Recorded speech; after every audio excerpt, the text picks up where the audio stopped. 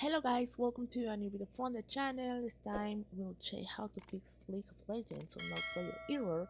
Well, I will share with you some steps that you can follow and probably you can fix it. So, the first step is check your internet connection. So you have to be sure that you have a stable, strong internet connection because sometimes switching from your router to a mobile hotspot can help. So the second one is verify your account. You have to make sure that your account is verified and there are no issues with your login credentials. So also you have to run the game as administrator. So right click on the League of Legends game icon or executable file and select run as administrator.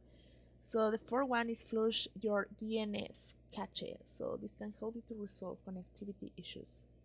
The number five is close background processes.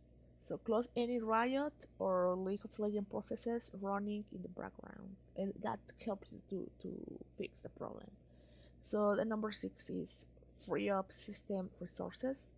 Make sure your system has enough resources, CPU, RAM, because if there is not enough storage from your computer, maybe probably that this make you the error in League of Legends. So available for the game of run smoothly. So the seventh one is delete the configuration and the logs folders. Sometimes deleting these folders can help to resolve the issue.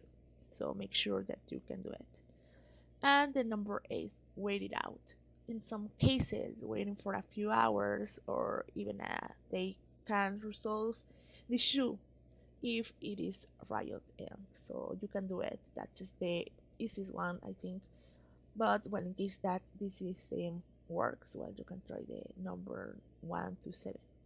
So in case that these steps work, maybe you want to check if there's any server issues on Riot 10 by visiting the link down detector, so you can do it.